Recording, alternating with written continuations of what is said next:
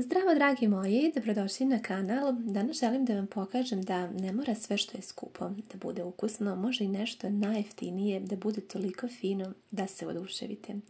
Vidjeli ste na samom početku toliko malo povrća ćemo koristiti i toliko malo sastojaka, a napravit ćemo jednu pravu harmoniju ukusa. Jednu najjeftiniju seosku čorbu koja je toliko ukusna i dokaz da kada pravite sa ljubavlju i kada spojite ovako lijepe sastojke, stvarno možete uživati od tako malo materijala. Za ovu čorbu treba će nam u početku 2 cijela jaja koje ćete da posolite. Ja sam dodala, kao što ste vidjeli, jednu malu kašičicu soli, pa najprije dobro izmutite jaja. Potom unutra dodajte 100 ml baš dosta tople vode, ne baš da bude vruće da provri, ali neka bude dosta topla voda. Zajedno je umešajte sa jajima, pa sada pripremite 280 g brašna. Kao što znate, ja uvek koristim brašno tip 500, tako da vam je to uvek moja preporuka. Udubite malo brašno, pa dodajte ove tečne sastojke. Mi ćemo sada da prvo zajedno ovako sa špatulom samo pomešamo sastojke. Testo će biti lepljivo i neka bude tako. Samo dakle ovako blago sjedinite kako možete sastojke sa špatulom. Sljedeći korak, pripremite vašu radnu podlogu tako što ćete da pospete ovako jedno 2-3 šake brašna i da dodate ovo testo. Pa otprilike je ukupno potrošeno možda nekih 350-370 g brašna. Sada ćete vidjeti zapravo kada ja mesim. Dakle, znači da još jednom ponovimo, dobro sam pobrašnila podlogu i sada ćemo da premesimo testo. Testo mesim i vidite da je u početku malko lepljivo i dodajemo to brašno sa radne podloge i mešamo. Ukupno će biti potrebno možda nekih 3-4 minuta da zamesite ovo testo, možda ni toliko. Stvarno je sve jednostavno. Kada dobijete mekanu lopticu koja se više ne lepi za vaše ruke, znači da ste lepo umesili testo. Nadam se da sam jednostavno objasnila, dakle neka bude mekano testo, ali ne lepljivo. I sada testo možete da prebacite u posudu i da je poklopite sa čistim tanjirom i da ostavite da malo odstoji dok mi ne pripremimo ostale sastojke. U samom početku sam rekla da će nam trebati minimalno namirnica i mislim da ove sastojke svi imamo kod kuće. Za ovu čorbu potrebno je 2 luka, ja sam ovdje imala jedan baš dosta veliki, jedan manji. Otprilike 2 srednje glavice crnog luka bit će dosta za ovaj recept. Luk kako umete, usitnite, bilo bi poželjno da bude ovako otprilike što sitnije, ali kako umete tako isecite i pripremite. Ja sam sipala ulje toliko da pokrije dno, ovdje treba malko više ulje da pokrije lepo dno u šerpi. I kada je ulje dobro zagrejeno, znači prije nego što sam počela da sečem luk, ja sam stavila da se ulje zagreje da bih mogla sad samo luk da sipam preko i da lepo izdinstam. Potrebno je da blago izdinstate luk, da blago porumeni, da se tek toliko zacaklasti i omekša, ne treba sad to ništa previše. Eto vidite otprilike kada blago porumeni, blago omekša. Možete da dodate jednu kašičicu malo vegete ili soli, zatim malo bibera ukoliko volite da bude malčice ljutkasto, ako ga ne volite, a vi ga izostavite, mada u ovoj kombinaciji baš doprinosi jako finoj aromi i ukusu. Kada ste lepo pomešali, možete isključiti sada vašu ringlu i sljedeći korak jeste da dodamo jednu veliku supenu kašiku slatke mlevene crvene paprike. Ponavljam još jednom, naša ringla je isključena i samo ćemo blago da promešamo da se lepo sada paprika zajedno uprži sa lukom i da sve tako jako lepo zamiriše. Ono što sada radimo i ne znam da li ste nekada pravili na ovaj način, da li vam je neko pravio, da li ste vidjeli, ali mislim da će vam se jako dopasti. Ovo mi je stvarno jako drag recept i nešto jako ukusno što vam ja od srca preporučujem. Pripremila sam jednu malu posudicu. I iz ove šerpe u kojoj smo prodinstali luk sa paprikom samo ćemo da polovinu izdvojimo. Polovina će ostati u šerpi da napravimo čorbu, a polovinu sačuvajte sa strane. Ukoliko imate kod kuće jednu baburu papriku, možete da isečete jednu ovako malu krišku. Stvarno će doprineti lepom ukusu, vidjet ćete na koji način ćemo pripremiti, tako da ukoliko imate, onda iskoristite. Ovdje koristim i jednu malo veću šargarepu i jedan malo veći krompir.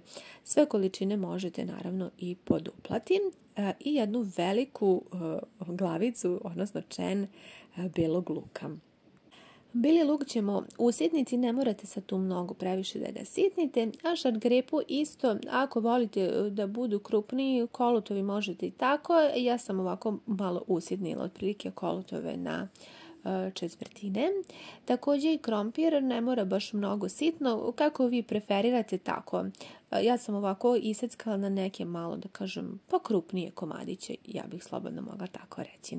Pripremili smo povrće i sada našu šerpu vraćamo na ringlu, uključit ćemo, može biti slobodno jaka vatra, pa dodajte prvo beli luk i blago ga prodinsite tek toliko, može nekih 15 sekundi, 20, tek toliko da on sada pusti svoju aromu i ukus. Pa onda dodajte i pripremljeno povrće koje ćete također zajedno da pomešate da sada i povrće poprimi ove fine, lepe začine. U ovom trenutku možete, ukoliko želite, dodati još malo soli. Vi svakako isprobajte ukus, pa po želji možete još dodatno posoliti. Kada ste prodinstali ovako zajedno povrće, nalite preko oko 2,5 litre vode. Biće dovoljno, ja koristim šerpu koja je 4,5 litre i otprilike mi je to dosta.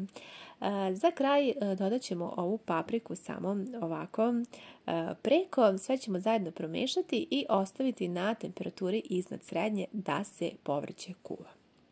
A mi ćemo za to vrijeme da pripremimo vrlo interesantno testo. Ne znam da li ste pravili, ja se ne bih usudila da kažem da je baš mađarski recept, iako je moja baka pripremala. Ne znam da li se pravi još u nekim krajevima, nisam sigurna da sam vidjela. Eto, vi ukoliko ste pripremali, pišite mi, baš bih voljela da čujem. Da li ste probali ovako nešto, da li su vam vaše bake pravile? A eto, ja imam sada posebnu čast i zadovoljstvo da vam predstavim ovaj recept. Pobrašnila sam, kao što ste vidjeli, radnu podlogu dobro i preko sam pobrašnila i samo sam sada lepo rastanjila testo, ne mora da bude previše tanko. Pripremila sam tanjir koji je obložen sa aluminijumskom folijom. I sada ćemo ovaj jedinstveni luk koji smo sačuvali sa strane samo lepo da razmažemo preko testa. Ja ne mogu da vam opišem ukus ovog testa i ukoliko ga budete isprobali, mislim da ćete biti jako, jako zadovoljni i da će vam se jako sviđati.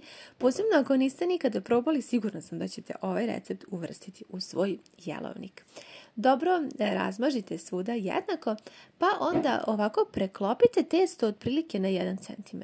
Eto, vidite otprilike kako izgleda. Na 1 cm ne treba da bude to sada ni previše debelo, otprilike je to sasvim dovoljna debljina, pa onda sa nožićem ili ukoliko imate ovako neki nožić za picu, možete prepoloviti. Sada ćemo to uraditi, odnosno ponovit ćemo postupak. Zašto sam rekla da je radna podloga dobro pobrašnjena, kako vam se ne bi lepilo, da možete lepo da sada odvojite ove trakice. Vrlo lepo izgleda, jako lepo i sada miriše, a ne mogu da vam opišem koliko je fino kada bude gotovo. A kada pogledate, i stvarno je vrlo jednostavna priprema, nećete potrošiti mnogo vremena, o materijalu da ne govorim, a vrlo lepo ćete se, mogu slobodno reći, najesti, jer je ova čorba poprilično zasitna i dokaz da vam ne treba uvek meso za ručak. Može slobodno da pokrije jedan ceo obrok, a da se vi zasitite. Kada ste napravili ove trakice, sada ću da vam pokažem način pripreme. Dakle, vi sad nju možete i podeliti, ali ono što je specifično u ovom receptu jeste da sad ovako napravimo kao mašnicu. Odnosno, vežemo ovo testo. Ako imate neki višak, ako vam je negde deblje, možete slobodno da odstranite i vrlo je jednostavno, testo se više ne lepi, jako je mekano, mirisno i samo ovako lepo vežite kao kada vezujete mašnicu. Eto, otprilike ovako. Jako lepo i izgleda, a vrlo, vrlo posebno i eto, ne znam da li su vama vaše bake pravili ili ste imali nekad priliku da jedete, a ne znate kako se pravi eto ovog fantastičnog recepta. Inače, ono što još može jeste da recimo prodinsate malo mlevenog mesa pa da unutra dodate, pa da to bude jedan mesni obrok, ali ovo je dokaz da i bez mesa može biti jako, jako ukusno. Eto, kao što sam vam rekla, neke viškove ukoliko imate na testu možete slobodno samo ovako odvojiti i ovako vezati i napraviti stvarno nešto jako, jako fino i jako se radujem da čujem vaše utiske, da li ste nešto ovako probali, da li ste pravili, a eto ja vam od srca predlažem da isprobate. Posebno ako niste, jer mislim da ćete se oduševiti, posebno ako ste ljubitelji testa. Mi smo pripremili ovo naše lepo nadeveno testo koje je toliko mirisno i ja prosto jedva čekam da ova čorba bude gotova. Ukoliko imate nekog svežeg začinskog bilja, ja ću ovdje iskoristiti malo piršuna, možete ga iseckati. Sada je ova paprika već lepo omekšala, pa možete da izvadite papriku iz čorbe i da lepo je usitnite, odnosno da je iseckate na što sitnije, da dobijete kao otprilike neki paradajz pire samo domaći. Ovo je slobodno mogla da bude i crvena paprika, koju god vi papriku imali kod kuće, slobodno možete iskoristiti. Lepo dobro je usitnite i sada ćemo da provjerimo krompir. Trebalo bi da je već jako lepo omekšao zajedno sa šargarepom i ako jeste, onda možete dodati vaše povrće, odnosno začinsko bilje i ovu usitnjenu papriku, pa sve zajedno pomešati. Vatra neka bude dosta jaka, nešto ispod najjače. Začinite ukoliko je potrebno još, ja sam dodala malo vegete. Možete dodati naravno ili soli ukoliko ne koristite vegetu, sasvim je svejedno, isprobajte ukus i onda kada ovako lepo čorba vri, dodajte ovu testeninu, ovo spremljeno domaće testo, jedno po jedno, polako, lagano spuštajte kako se ne bi slučajno zalepilo.